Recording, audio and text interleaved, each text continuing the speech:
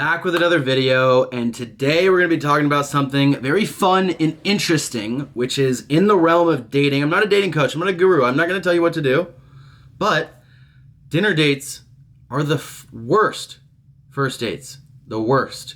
I'm going to explain why, okay? First reason, it's like an interview, okay? It's weird. You're like sitting across from somebody at a table, just throwing questions, just darting questions back and forth. That's not what I want. I want to be playful. I want to like do something fun. I don't want to, like, obviously I want to get to know you and I want the person to get to know me, but I don't want it to feel like an interview. It's supposed to be playful, maybe even a little bit romantic, fun, joyous, not interview style. Like, it's not just about me getting to know you. How many siblings do you have? What is your thought for the future? What's your life story? Like, it's not just about that. Sure, that stuff is important, but a lot of the genuine attraction and vibe and all this stuff is the other stuff, the playful stuff, maybe the flirting, maybe the banter. It's not to say that you can't do that at a dinner date. I just don't think it's the best way to do a first date specifically, right? And also think about how important touch, nonverbal communication, some physicality, escalating. You can't really do that very well if you're 5 to 10 feet away from each other. I feel like in dating, in relationships, romance, hookups, physicality, whatever, like that has to do with you being close to the individual, touching the individual, putting your arm around them. Ultimately, at some point, escalation, sex, physical touch, right? Like, and if you're just like far away from someone, even if it's 5 feet with this big table, it's just like, it just creates a weird distance that I just don't think is fitting for that type of interaction, especially when ultimately the goal is going to be something physical, right? Maybe it's not just physical, maybe it's, serious dating, whatever, but with that comes, cuddling, obviously the sex thing, holding hands, like all these different things. So I don't like that. I think it's really important on a first date to kind of gauge the chemistry a little bit and see, hey, is this somebody that I want to be around, that I want to be close with, that I could, be attracted to physically. It's not just about what you see with your eyeballs. It's kind of the overall vibe and, the touch and the back and forth and this and that, right? Physical touch is a great way to escalate, to test the waters, to gauge kind of attraction and things like that on a first date. And I don't think doing that from a dinner table is very advantageous. One little thing, maybe this is a tip, maybe it's a trick, it's something that I do. Some people aren't confident enough to do this or they don't feel comfortable.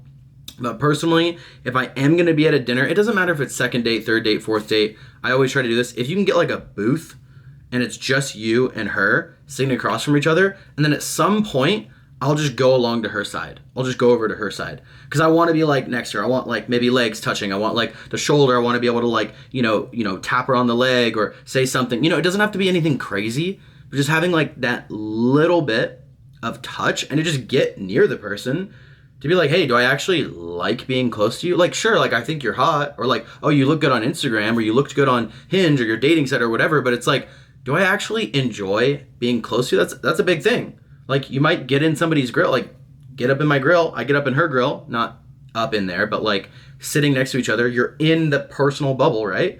You might be like, oh, this feels weird, feels off. Or you might be like, oh, wow, like I really feel comfortable in your space. Like I want to be near you type vibe, right? So that's great.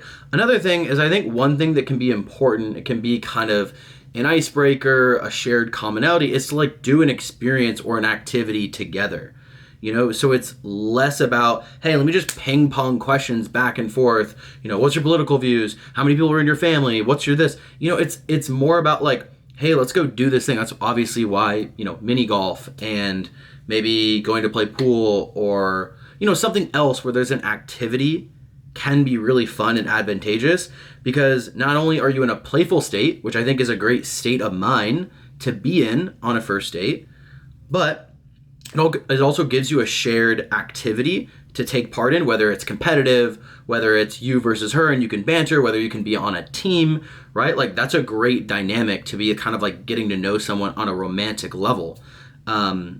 And it's just cool. It's fun. It's playful. It's not a weird, cold, interview type experience. Another thing that I think a lot of people don't think about until they're there and they're like, fuck, this is not ideal. You're trying to get to know someone. You've never really met them before. Obviously, there's going to be a lot of questions going back and forth and really getting to know someone on a verbal level, regardless of what you do, but especially if you're at a dinner table, right? And then the food comes, and then what happens? It's like, you don't know this person, so sometimes the silence is a little bit awkward, or you try to feel the silence, right? Because you're not fully comfortable with someone to where it's like you can just have tons of silences and it's not awkward and you're just kind of like chilling in each other's presence. It's like, yo, let's keep the conversation going. Let me get to know you. And then what happens when the food comes is then you're like eating and it becomes harder to converse, and it can just sometimes be a little bit uncomfortable. It's like she's going down to take the first bite of her food. Maybe it's a burger or a sandwich or something like that. And you're like, oh yeah, you mentioned your brother. Like, tell me about him. That was really cool what you said. She's like, yeah, she's like fucking trying to eat her food while she's like, yeah, give me a second. She's like, can't even really enjoy her meal because all she's thinking about is let me chew this as fast as I can to swallow it so that I can answer his question and keep the conversation going. And it's just like, it's this weird thing where it's like, you can't really fully enjoy your food and you can't really fully enjoy the presence of the other person because you're simultaneously eating. And I just don't think it's the move. Never really has been for me. That's why on any first date, I try to gravitate towards drinks, mini golf, some sort of activity. Let's do something. Let's go out. Maybe there's like dancing or there's a cool vibe place, whatever. Like, I don't want to be fucking eating a full meal while I'm trying to get to know someone. Not to mention, oh my God, here's a huge part. If you stuck with me for this long, you're going to get a massive gem here, which is for guys, right?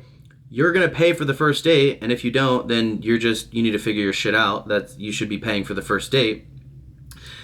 If you don't like the person, which let's be honest, if you're out there dating and going on multiple dates, you ain't going to like everybody. Some people you might fucking hate low key, or you might be like, we are completely not compatible. And typically a meal is going to be expensive. You're paying for 2 meals and maybe you're paying for drinks or wine or whatever it is. And it's like you're potentially wasting all of that money on someone who you may not even go out with a second time. Essentially, that first date is a lot of times just trying to like suss out whether or not there's any chemistry whatsoever. Because again, you could think that they're attractive. You could think, oh, they passed the first test. Like, I'm physically attracted to them. But like, they might suck. They might completely suck. And do you want to sink an hour and a half and $75 to $200 into this person where you literally like, you would have been able to tell within the first 5 fucking minutes if you want to see this girl again or if there's any chemistry. So again, another thing that I'll do is I'll try to gravitate. And again, I'm not a guru. I'm not a specialist. I'm just fucking brain dumping what I do. One thing I've been doing recently, and maybe you think it's lame, maybe some of the girls out there are going to be like, you're a cheap motherfucker, just take her out on a real date or whatever, but I'll do something super chill, like maybe like coffee or a smoothie or an acai bowl or something like that as like the first initial date if I've never met the girl before, because I'm literally just trying to say like, yo, like, is there anything that we actually have in common? Is there any chemistry? Do I even like you to the slightest degree? Or am I going to know 5 minutes into the interaction that I would never want to hang out with you again, or that I would never see something serious, or I would never even like hook up with you, or like whatever? Because at least for me, the better I've gotten at using my intuition and, following my gut and just knowing what I like, what I don't like I know instantly. So why would I go through all of that pomp and circumstance and all of that situation of going to a nice dinner or whatever if I'm going to know within 5 minutes?